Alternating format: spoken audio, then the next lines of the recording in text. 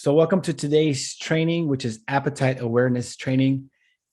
Once you master this, it is my firm belief that you will never, ever have to diet again.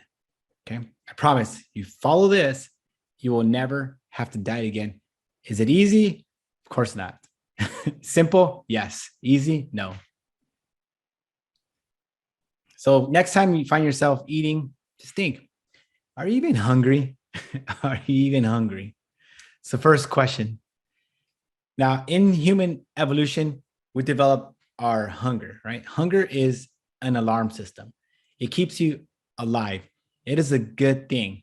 When we're, evolving over these millions of years, hunger tells you, okay, I should start kind of looking for food now. And you get like an early warning system, and then you can kind of bypass it, and then you get hungry again, and now you're like, oh my god, like things are not going to happen. I'm not going to have enough energy. So your basic survival depended on hunger. And now, because we've been wired like that for millions of years, humans can always eat. They can always eat. Right? Think about it. If I offered you guys some food, you guys will eat. Most people are. And the problem is, in our current world, we're designed for failure because food is literally all around us. You can go to the gas station and get food. You go to the library, get food. You can go pick up your mail, there's food. You can pick up your phone, get food delivered. You can get food every single place. And what happened, because we've been feeding our bodies just whenever without thinking of like how we feel or if we've been hungry, we've lost the ability to stay in tune with our bodies. So most people can't recognize like hunger in satiety. So how to change this behavior?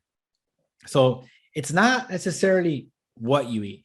What you eat is important, but how you eat is more important.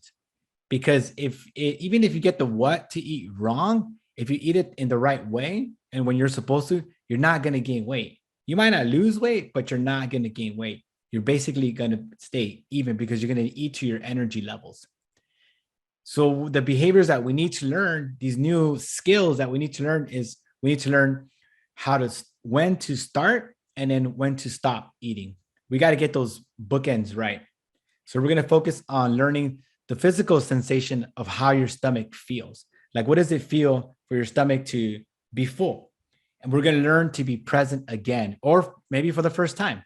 Maybe, for some of us, we've never really paid attention. How can I either eat, I'm hungry, or I'm not hungry? So I get a lot of the times from clients.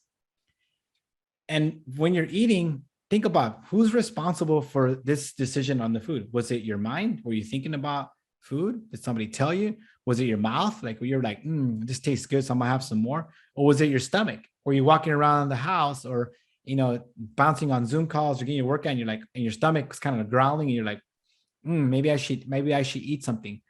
Who's responsible for when the timing of your meals? There's two different types of cues. There's internal cues and then there's external cues. External cues come from the environment. This is seeing food, going to places, people, a certain time, maybe breakfast maybe a lot of people eat lunch all the time at noon. And the one that's really dominant in our society is advertising, is commercials. I mean, I watch the Olympics and I'm watching these guys, and I never wanted to eat a Ritz cracker. But man, there's so many kids that are watching the Olympics, eating Ritz crackers, unleashing the power of the Ritz cracker. And you're like, man, this advertising is so good, right? These guys got huge marketing budgets. So all you see is food. You go to the movies and there's like the giant soda that's like dripping the ice on the side. And you're like, oh, soda looks good with some popcorn and all that stuff. So most of the decisions that we make about food are external. They're coming from the environment. And we've really lost the ability to monitor our own appetite. Or the opposite is also true. We're sad, we're angry, we're just craving food, and that's coming from the inside. If we're dealing with stuff that's maybe difficult at work, we're stressed out, we got deadlines, maybe the kids are bouncing off the wall, maybe all these things are going on, and now we're thinking like, escape, and then you go turn to food. So before you start eating, every time you start eating, always ask yourself why you're eating. Why? And that's the first question. Why am I eating? Is it because of the time? Is it because I walked by the concierge and they were serving donuts and I just got a donut? Somebody brought donuts to the office and there's a donut there. Or I was hungry or I was upset or whatever the case. You always need to know why you're eating. Think of it like spending money, right? People are like, you spend money, they're like, oh, I don't want to worry about why I'm eating. Yeah, you do. Money's the same way. You don't just be like, oh, cool. Here's $1,000. I don't care. Just give it to me. You always want to understand why you're eating. Always. Then ask yourself, you can't, if you're evaluating your hunger by on or off, am I either hungry or not hungry? You're gonna fail in this. You're gonna fail. You need to have a scale for your hunger level. Either hungry, really hungry, somewhat hungry, not hungry at all, kind of hungry. You need to have a scale, a gradient. You need to have a continuum of understanding where you're at in the hunger scale. I'm really hungry, kind of hungry, not so hungry, super hungry. It can't be always hungry or not hungry at all. You have to have that continuum. Now, no, understanding that there's two basic tanks when it comes to your food, when it comes to eating. There's two tanks. There's a feelings tank and then there's a physical tank. This is of why we eat: a feelings tank and a physical tank.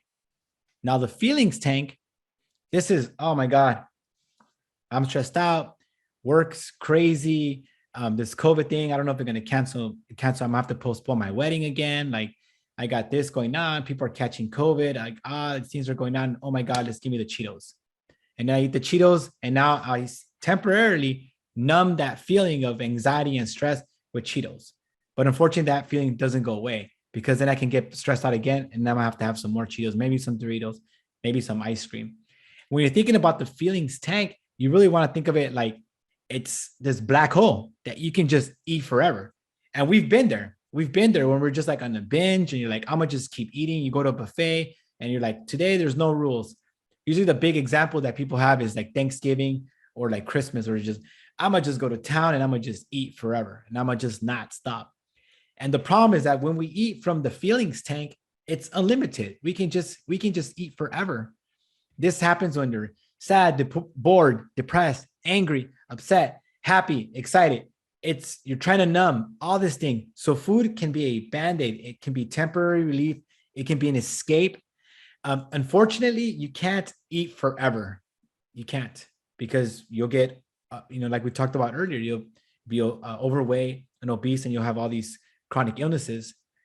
And sadly, the underlying condition, what got you to experience those emotions, won't disappear. So you're not gonna have the ice cream and eat. My boyfriend broke up with me, and I ate the pint of ice cream, and now my boyfriend's back. You're still gonna have to deal with the underlying condition, and if anything, it's just gonna make the situation worse. That's the feelings tank, right? So you want to think about when you're eating: am I eating from the feelings tank or am I eating from my physical tank? Now, the physical tank, contrary to popular belief, the stomach is a fixed size. So here you can see the picture of the stomach. It sits above the large intestine and the small intestine, and it's not very big, right? It's not this huge thing that's the whole size of our stomach, right? It sits under the lungs. You can see the pancreas there, and it's a finite size. If you're smaller, you have a smaller stomach. But I want you to see the stomach so you can see that it's a physical organ.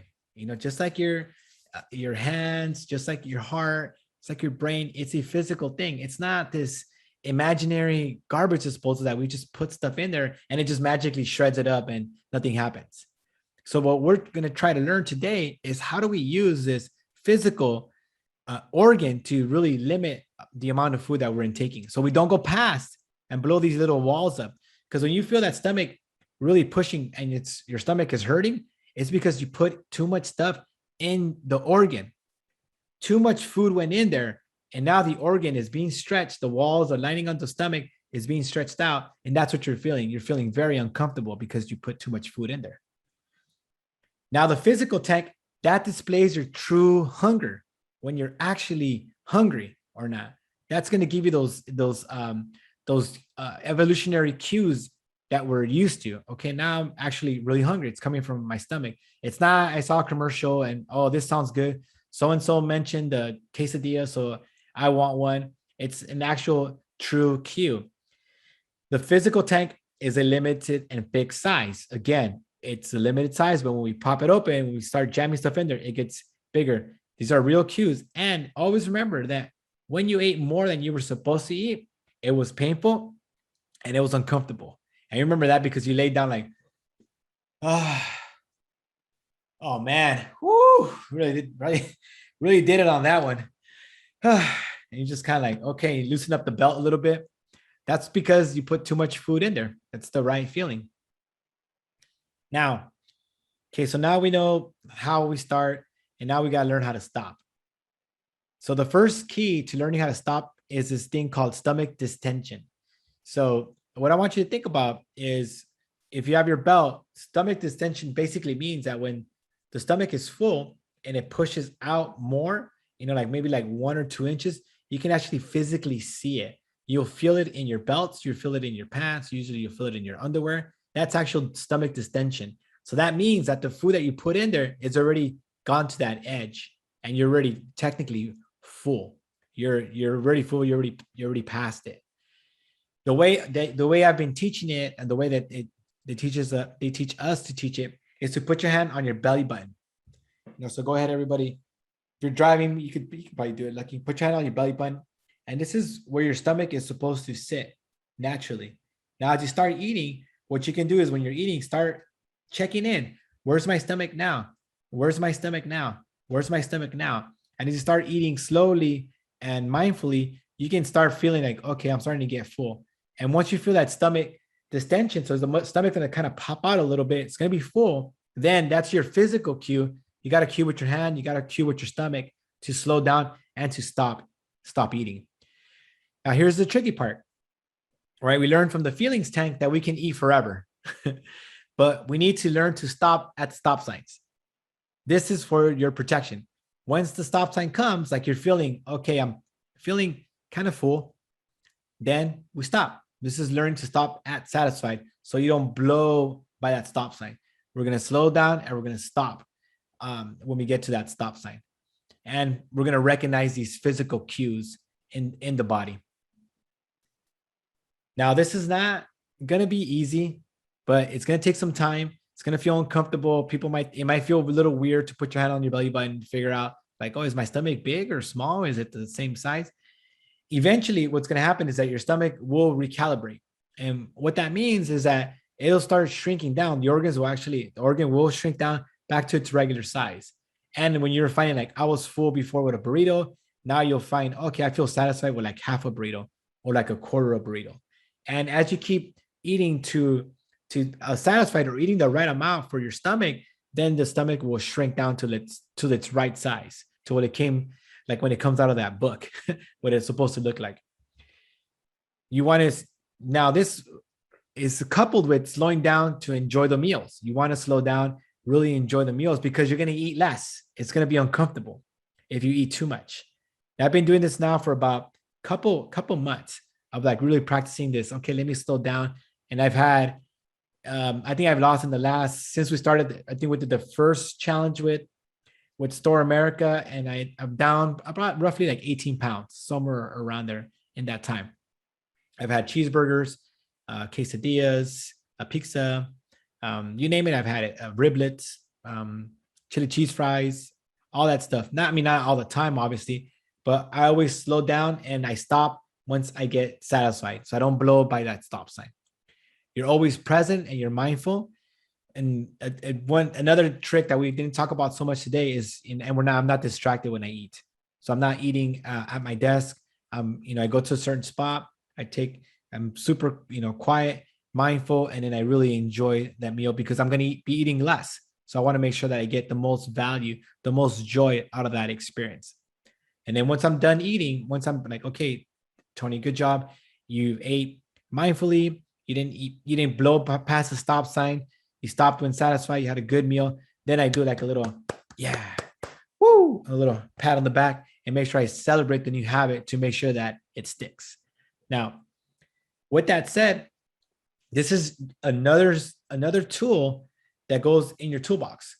So now that you can, practice eating, more fruits and vegetables, you can eat slowly, you can eat mindfully. Now you can eat till satisfied, and you can start putting all these different pieces into place so you can design the perfect system for yourself so that you don't have to think about this stuff ever again.